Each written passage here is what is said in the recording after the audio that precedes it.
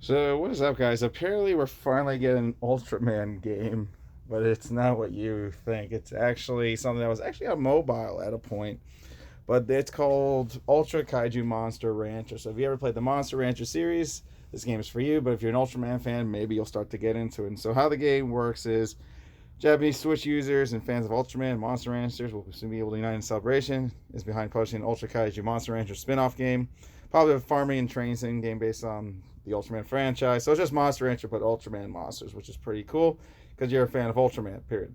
So in the game, players will establish their own massive farm and build it with the help of various kaiju monsters. So the monsters help you build farm and your crops. Ranchers will be able to recruit new kaijus by putting random media into the game, which is how it used to be back in the day for the old Monster Rancher games.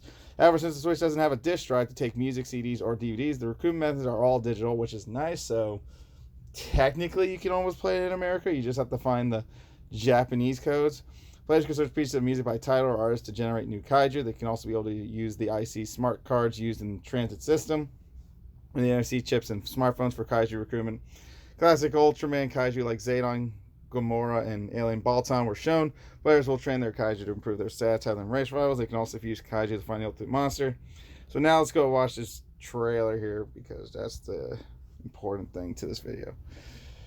So pretty much we're getting our very first, I guess, official, like a real kind of Ultraman game that's more Monster Rancher. So it's more Monster Rancher, another Monster Rancher game for Switch, but it's Ultraman, which is fine. I mean, it's a start for the set. I mean, this is more Subarashi than Toei, but at least someone's doing something with their IP for consoles right now at this point in 2022. Because right now, Kamen Rider hasn't announced anything, or Sentai and Avatar Sentai Dawn Brothers is doing pretty well with their toy sales. So maybe by the end of the year, we might see something. So they're pretty much showing you how it works. So they pretty much looked up some media, they registered the media, and then they got a monster. And now you're training them. It's racing. Looks like a lot of special little mini games the monsters can do. Water, you can boost their stats from the looks of it. Yep, there's the stats going up. Building snowmen, like just having fun. Oh, build an yeah, you know what? Thanks for the troll on that one. Yeah, I built an Ultraman snow. Are you high? You can't just make. For some reason, the fighting actually looks really good. Like this actually looks like the.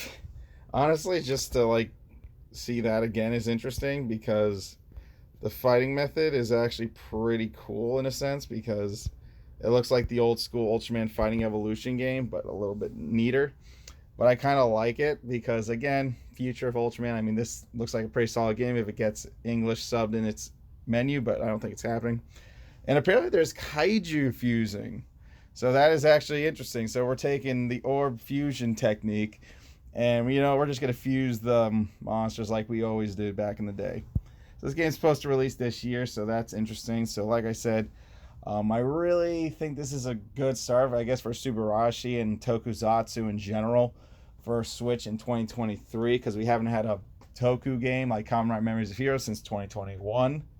I think it was 2021 or 2020. No, it was 2020 because 01 was 2020 and Saber was 2021. And then Saber led into, yeah. Then Saber led into Revise, and Revise is in 2022. So yeah, so we got an Ultraman game coming. So this looks interesting. Let's see how it plays out. I mean, hopefully it does get some type of sub to it. If not, sad face. That means only exclusive Japan game will not be able to play. And they've been pretty good, but this is Subarashi and not Tokusatsu's Toei, where they actually sub their games. So we'll have to see how it turns out. Peace out, guys.